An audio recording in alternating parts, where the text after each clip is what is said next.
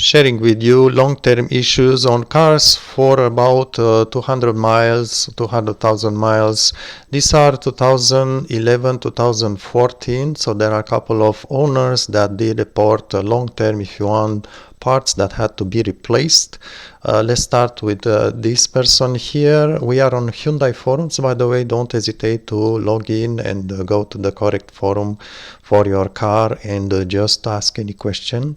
Yes, obviously you know about the engine failure. This is not the point of this video. Those failures happen usually between 85,000 miles to around 120 most often times that I've seen on forums. Sometimes later there are full discussions about coverage, about the warranty, and how to deal with this situation. If you have questions about that, don't hesitate. We have technicians from Hyundai answering very precisely your question on forums with good help.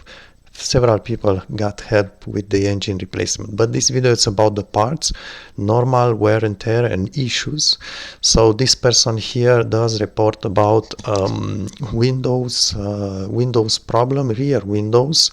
We have steering coupler. This is a small rubber piece that gets just disintegrates basically, and the steering will make a click on turns.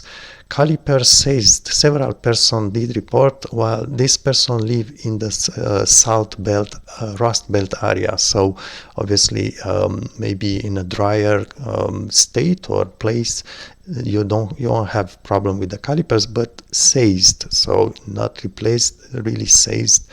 This person, two person actually did report rusted control arms. I think they have welds on control arms. I'm not sure which part is rusting off, but this is a very important safety problem. If you have salt on roads in your area, be sure to inspect on top and underneath the control arm all connections near the bushes, near the ball joint, the weld parts. Make sure you do a full inspection at least once. He talks about the strut coil, but you will see on other, let's move to other persons.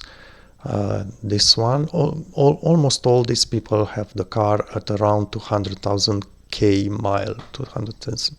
So this person, it's talking, I've seen this issue with, so there are fuel pump or sender, maybe two separate opening in the fuel tank. You access this from inside the car underneath the rear seats. You just leave the rear seat bench, the bottom one, and there is a lock ring that rusts, and because that area is actually open to the exterior of the car, above the fuel tank, it's open, exposed to rust, salt from the road, and the ring that's closing the pump or the sender, it just accumulates rust on it, and because of the rust expansion, it cracks a plastic piece, so it needs to replace. So it's better to apply maybe or lift the rear seats and maybe apply some anti-rust around that ring so you prevent this problem. Alternator, let's move some more. Again, rear caliper. Again, this is Minnesota, so salt on roads. Side window rear ones, especially rear ones. Starter 2011, 2014, the starter has a weak plastic piece inside. It's like a fork. You can actually remove the starter, open it. There is videos on YouTube, and just replace that plastic piece for $10-15. You can do it yourself if you are handy, but you don't need to replace the entire starter. Just keep in mind that it fails a certain interval, that piece. Yes, so the person is reporting a few more things. Let's come to this longer post here. Taillights, there is issues with the regular taillights. I have LEDs on my car, which should be pretty problem proof, no issues, but the regular ones with bulbs, I believe you may try to put lower wattage bulbs. There is an issue, I believe, with socket corrosion on the bulb, and that makes poor contact, and I know there are several persons reporting on this. These are axles, tie rod, and obvious is just normal wear, depends how you drive the car as well. high pressure fuel pump may fail, especially because these cars, I believe, they dilute the engine oil. You may watch my video on how to prevent engine failure on Hyundai. I have a video on my channel. It's a video with a thumbnail with a Hyundai Sonata silver color. Just check that video. But if your car is diluting the engine oil with gasoline, especially at cold starts, then the fuel pump that sits on top of the engine, there is a high pressure, a secondary if you want, fuel pump for GDI system that sits right above the engine cover, and this pump has a small bearing. It's like a lobe, like a cam, which is lubricated with engine oil from the oil sump. And if that oil is thinned by gasoline mixture, then obviously there is a bearing in that lobe from the pump, and that bearing will wear off. The pump will start make noise, and I have another video showing that noise. Just search for high pressure fuel pump normal noise or something like that on my channel. Okay, again, pin stock hood struts. I had this very early on my car. The hood, I will pop it open and it will simply not lift at all, not pop that inch, so I can slide my hand underneath. So I'm going to link this topic here, and just maybe scroll through the comments. Keep in mind again, this is caliper says again in Michigan this time.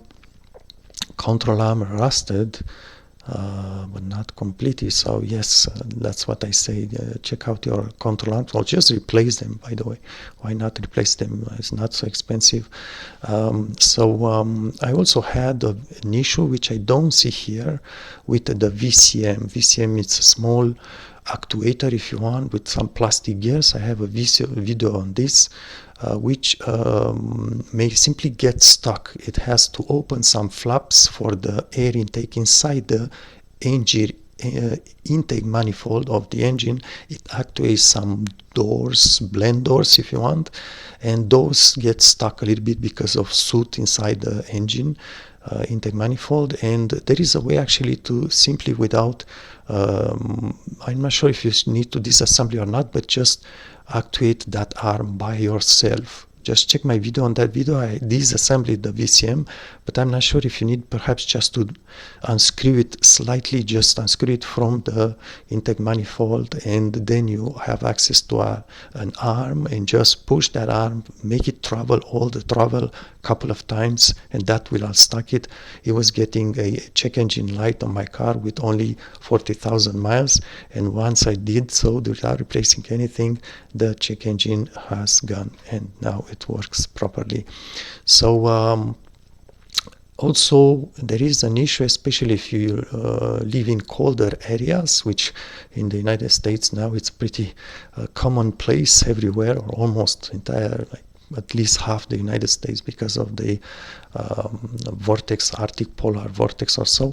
But there is an issue with the CVVT system. There is an oil plug, which I live in Canada, and that oil plug, basically there is a hole somewhere inside the engine, normal hole, which has been plugged with a small rubber round piece because it's not used. However, that rubber piece originally doesn't seal properly, so there is oil leaking on the CVVT system, which is basically just like brushes making contacts against a metal surface, and those brushes get soaked with oil. They no longer make contact with proper contact, and they no longer activate the CVVT mechanism. And because of this, the consequence of this is that it damages your timing chain. Now I think you got the issue here, because replacing the timing chain, it's very expensive. It's a couple of $1,000s. So it's better to just check that CVVT cup and maybe go to Hyundai, ask them to replace it, because there was an upgraded version. It's a small piece, upgraded version for Canada, so I guess the US can get it as well. If you live in a colder areas with winter, don't delay. It may get bad at some point, may leak at some point. So just replace that cup. It should be maybe with the labor, maybe 1 hour or so, $200 total, but it's much better than $2,000 or $3,000 replacing the timing chain. Check on my channel or ask me the question, link you the video if you want, and do that timely so you don't have a surprise later on.